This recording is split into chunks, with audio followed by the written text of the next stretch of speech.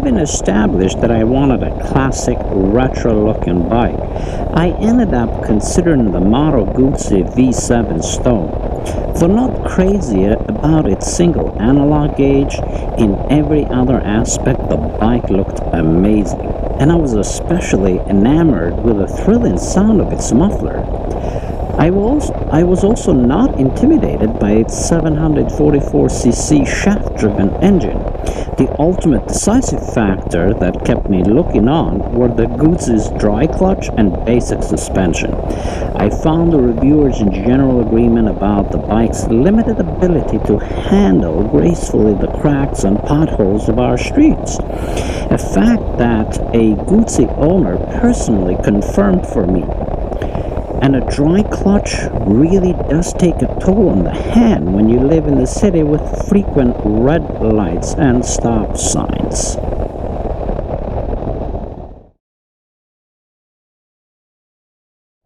My quest for a retro-looking bike led me to the doorstep of a Triumph dealership where I feasted my eyes on one of the most beautiful bikes I'd ever seen, the Bonneville T120.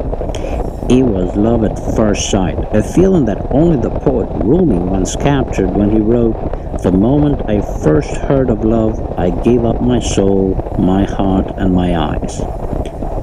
But Rumi also said, love is reckless, as indeed it turned out to be in this case.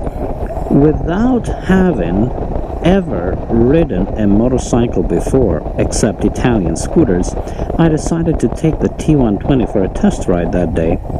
I could not resist it. The 1200cc 6-speed engine taught me a valuable lesson that day in biting more than one could chew. I couldn't have been happier than when I dropped it back off to the dealership. The T120 was smooth, heavy, powerful, torquey, and on that day it scared me half to death. For a beginner rider like me, the bike was way too intense, and so our short-lived affair thus came to an end, the bike having made this decision for both of us. It would have to wait.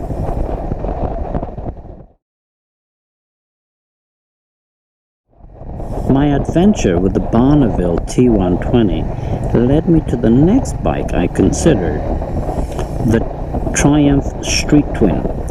Lighter, less powerful, yet more nimble than the T120, though not as stylish and graceful as the Guzzi or the T120 or even the Harley Street and the Rebel bikes.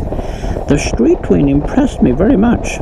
Like the T120, the bike was very smooth, and though it sports a 900cc engine, it is torquey, not speedy. I found it a very tame bike, and of course the fact that it sports a wet clutch and makes one of the sweetest sounds a bike could ever make were a huge plus. Though I searched much, I could not find one within my price range, for I discovered that they're actually quite pricey and maintain their value very, very well.